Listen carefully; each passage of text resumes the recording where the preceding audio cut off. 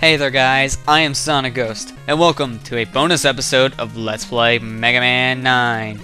Now, this bonus episode, I'm going to be showing off Proto Man's gameplay. He's a downloadable character that you can purchase on the network, PlayStation Network, Xbox Live, or on WiiWare. You can just download them separately. But there's also another mode in here called the Endless Attack. If you guys have seen my Mega Man 10 challenge video on this, you know what this mode is.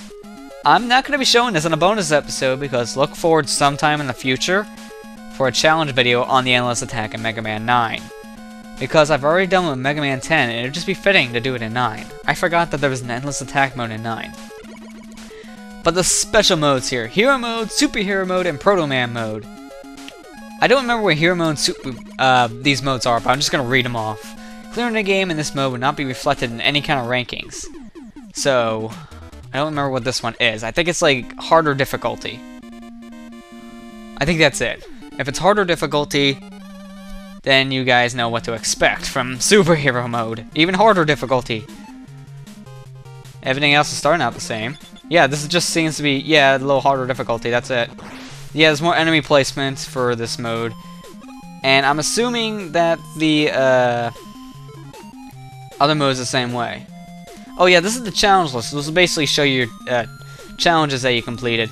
But I'm gonna just back out of this and show you Superhero Mode real quick, just to see what that one is. Alright, now let's look at Superhero Mode here. It's probably gonna be the same way as Hero Mode, just a little more difficult and more enemy placement. I'm going just to the same stage here with these two modes, just to see if there's differences. Because I never played these modes personally, and I don't think I would. Yeah, this is just more enemy placement, and it's a little more difficult because of that. That's all it is. Damage is still the same as well. Weapons and everything is still also the same. So nothing else has really been changed. How disappointing. And so with that, now I'm going to show you... really? I just want to stand in the center without getting hit. Thank you. So now I'm going to actually show you what this episode's really going to be about. The Proto Man mode. Alright, now time to look at the mode I've been promising, the Proto Man mode. This also will not be reflected in rankings. As you can tell, none of this is. But the Proto Man mode, you do not get a shop. And also, I've explained this in a previous video, Proto Man has different abilities. But I'm going to play this just like the demo did. I'm going to go right to Concrete Man stage and try to beat Concrete Man with just the Buster. So, Proto Man starts off with his traditional whistle. He has the charge shot here, as you can tell, but he takes more damage. He also has the slide. Proto Man does also have his P-Coil and P-Jet, basically his versions of the Rush Coil and Rush Jet. But they're like items 1, 2, and 3 in a way. But I usually do not play as Proto Man in Mega Man 9 or 10, just because of the simple fact that he does take more damage. I never beat the game with Proto Man in either 9 or 10. But that's just because of the extra damage he takes. It's, in my opinion, not really worth playing as Proto Man. And plus, by the time you charge up your shot, you could deal out like 2, 3, maybe even 4 Buster shots on your own. So that's kind of like useless because of that.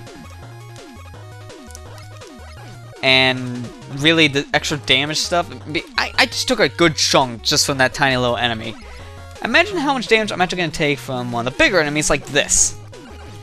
Plus, he doesn't shoot all that fast when not using a charge shot. So it makes the game actually more difficult, not easier. Surprisingly enough. You would think having these abilities would make it easier, but the way Proto Man's damage is, not really. The slide's really the only plus I'm finding, and the game is not designed to be used for the slides, so it only really helps for speed in like 1 or 2 areas. That's really it. It's really not all that big of a difference in use.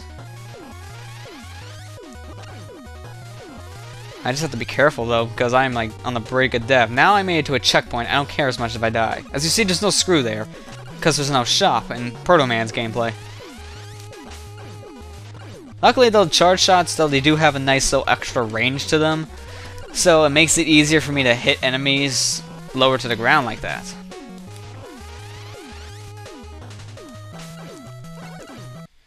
And then that's Proto Man's being too weak kind of approach to things.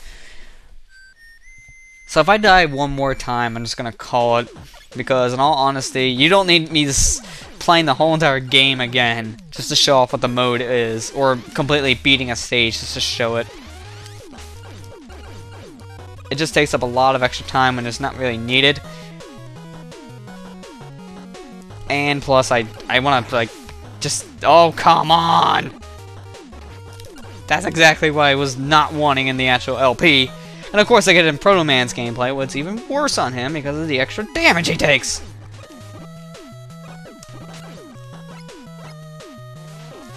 Okay.